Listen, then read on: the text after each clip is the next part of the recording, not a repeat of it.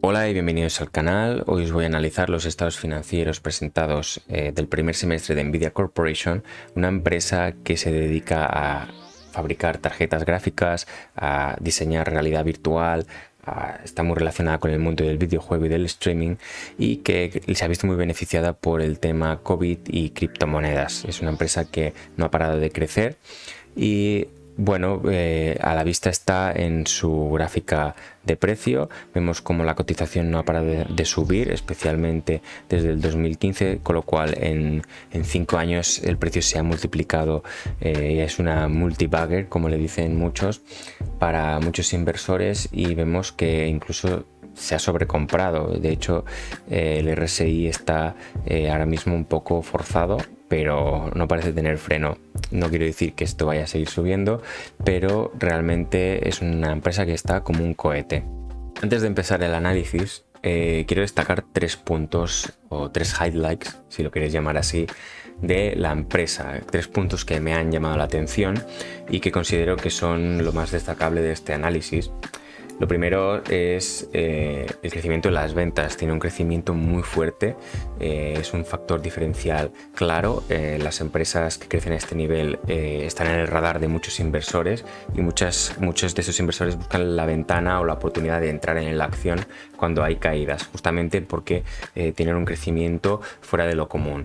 El segundo punto a destacar, y que me llama mucho la atención y creo que es digno de estudio, es la tasa impositiva que paga la empresa. La empresa paga una tasa impositiva que no os voy a decir más, lo vais a ver en el análisis, que me llama mucho la atención.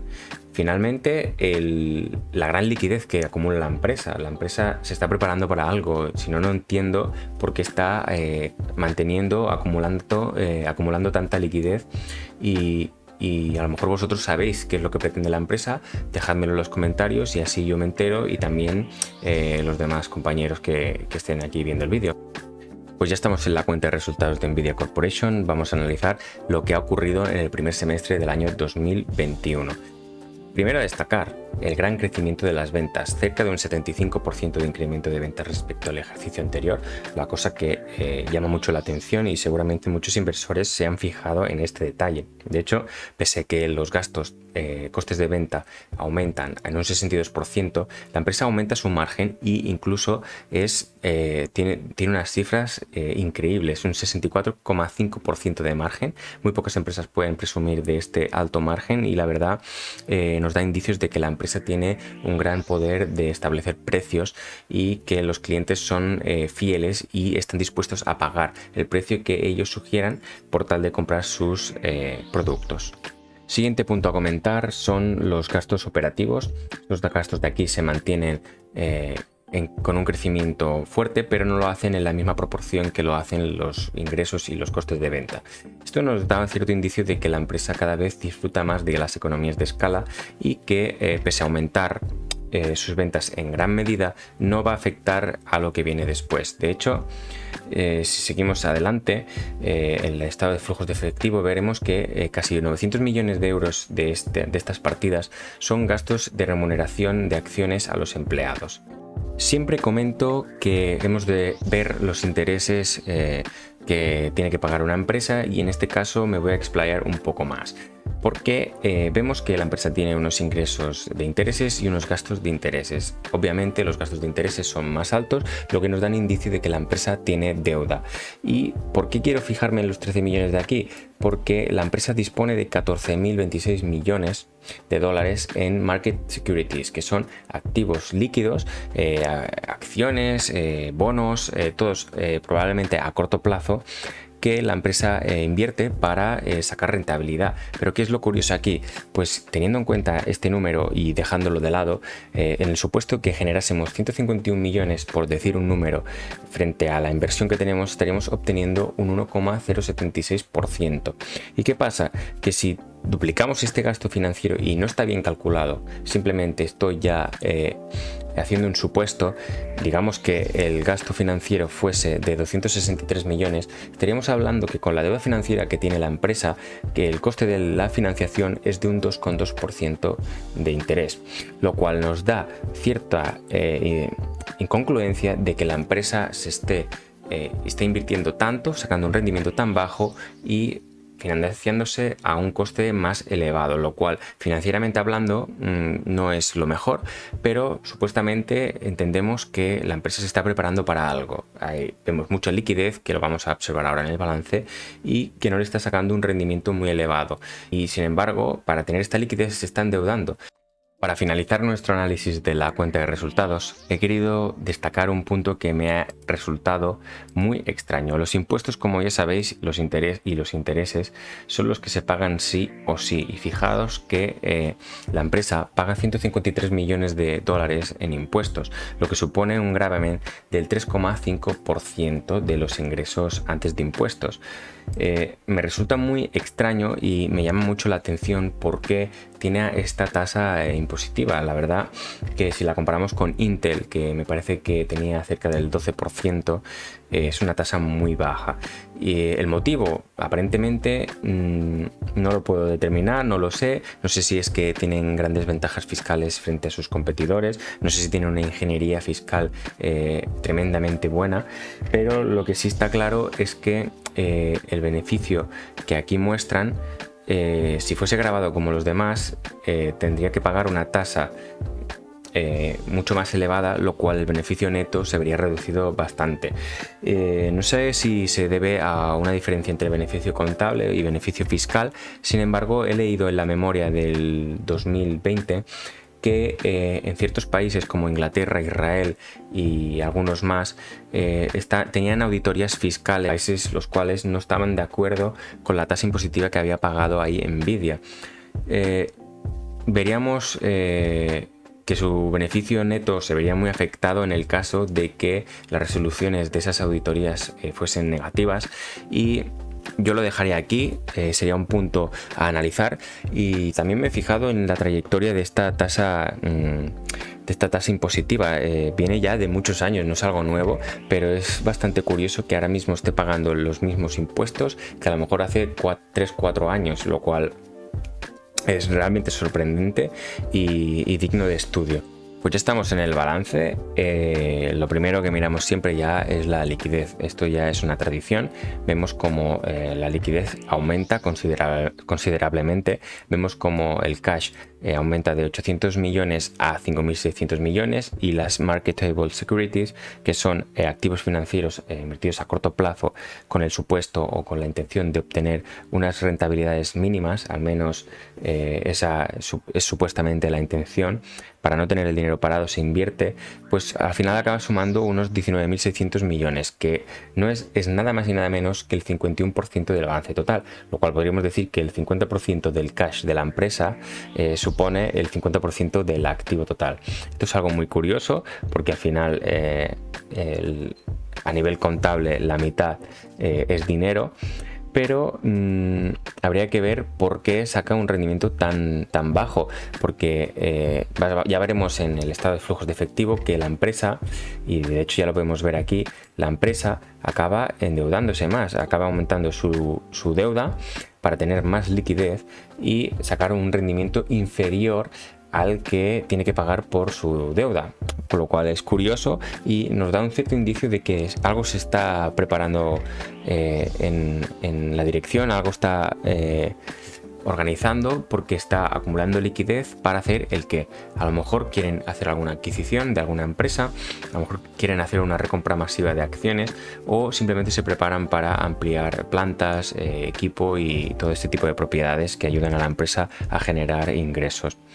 El siguiente punto, que tampoco me voy a entretener mucho, es dinero que se para en clientes. No es significativo, más cuando tenemos esta liquidez, pero vemos que tanto inventarios como clientes aumentan y empeoran nuestra situación de liquidez. Es decir, no es mala, pero podría ser mucho mejor.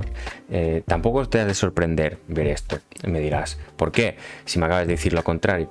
Porque la empresa está creciendo a unos niveles muy fuertes y es normal que cada vez pues un tanto por ciento se destine a clientes y otro tanto por ciento a inventarios. La verdad que esta partida respecto a las ventas es muy pequeña. La verdad que encima de tener estos clientes aquí, de tener unas ventas muy fuertes, encima cobra pronto. por decirlo de alguna forma, porque fijaros que esto es muy pequeño frente a las ventas que tiene la empresa. Ya rápidamente, fondo de maniobra aparente positivo, fondo de maniobra necesario positivo, la empresa dispone de una gran posición de liquidez, va a poder hacer frente a sus vencimientos a corto plazo. En cuanto a intangibles, tampoco me voy a entretener mucho porque pese a ser un 19% del balance, están muy repartidos. Son 4.200 millones de goodwill, de fondo de comercio, activos intangibles 2.500 y al final están muy repartidos, no veo nada fuera de lo normal y lo veo todo muy bien, la verdad que bien. Además, si lo comparamos con el patrimonio neto, vemos que no son datos de los que preocuparse. Aquí en el balance, en el pasivo, la deuda con coste, deuda que sí o sí ha de pagar intereses, vemos que a corto plazo son 1.000 millones que vamos a poder pagar perfectamente y que la deuda a largo plazo son casi 11.000 millones, que aumenta respecto al ejercicio anterior. Ya lo veremos ahora en el estado de flujos de efectivo, como la deuda se ha visto incrementada. Allí lo pondremos más en contexto y lo podremos entender mucho mejor. Finalmente, patrimonio neto es el 54% del activo. Podríamos decir que el patrimonio está en cash. No es así, pero casi que por proporción son lo mismo. Vemos que la empresa compra activamente acciones, pasa de 10.700 a 11.600 y es una empresa que trata de remunerar al accionista de esta forma. Ya estamos en el estado de flujos de efectivo, mi favorito, el más entretenido a mi modo de ver y en el que se ven ya más cositas de la gestión de la empresa. Vemos como la empresa, a grosso modo, ha generado unos 4.500 millones de su actividad, de los cuales ha invertido, perdón que aquí se ha movido, ha invertido unos 3.800 millones y se ha financiado con 4.030 millones de dólares, lo cual da un balance de que la empresa ha incrementado su caja en 4.781 millones. Pero ¿por qué la empresa ha hecho esta jugada? Si vamos a ver con detenimiento lo que ha hecho la empresa, vemos cómo esta ha desinvertido en valores líquidos que son los marketable securities y del mismo modo ha invertido unos 9.200 millones. Esto lo hace incrementando su posición respecto al año anterior, pero es que además con este flujo de efectivo de las actividades ya cubría los flujos de inversión, con lo cual no sé si había mucho sentido, si tiene mucho sentido que la empresa haya adquirido deuda para ganar aún más liquidez, porque realmente no lo necesitaba.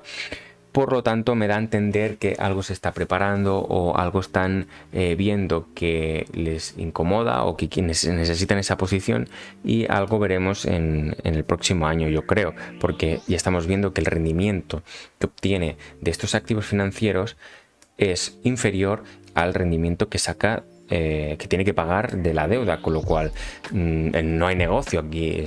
Estamos empeorando nuestra situación financiera en cuanto a ingresos y gastos financieros. Por lo tanto, dato curioso y dato a tener en consideración. Si vamos a empezar desde aquí arriba, ya he comentado esto un poco. Lo que quería comentar pues son las depreciaciones y amortizaciones son inferiores a las adquisiciones e inversiones. Este dato no es malo, pero teniendo en cuenta que la empresa está creciendo tanto, se me hace extraño que no necesite invertir en capitales, en activos, para seguir fomentando la producción y seguir creciendo en cuanto a ventas. Estamos diciendo, y esto no lo he comentado en ningún lugar, pero yo lo he visto, que se espera que se acabe casi duplicando las ventas en 2-3 años. Por lo tanto, ¿dónde está esa inversión que va a conseguir o va a ayudar a lograr este hito, este objetivo? Pues de momento aquí no lo sé, no lo veo, pero con el tema de liquidez que está acumulando es muy posible que esté preparando alguna adquisición. Y ya para acabar este apartado, comentar recompra de acciones y remuneración de acciones a empleados. Vemos que son similares, con lo cual vemos que esto evita que se acabe diluyendo más el capital de los accionistas. Y un dato irrisorio, a mí al menos me lo parece, paga un dividendo muy pequeñito, no es una acción de dividendos, pero simplemente lo paga, supongo que a modo de remunerar accionistas principales. Y bueno, hasta aquí el análisis de hoy. Espero que os haya gustado mucho. He intentado hacerlo lo más ligero posible, a diferencia de otros vídeos. He querido que sea más dinámico y destacar un poco los puntos más importantes. Me gustaría mucho que me ayudaseis a determinar si os gusta más este formato o los anteriores, ya que yo los voy modificando a medida que voy ganando suscriptores y ganando visibilidad para intentar contactar a todo el mundo. Muchas gracias y hasta la próxima.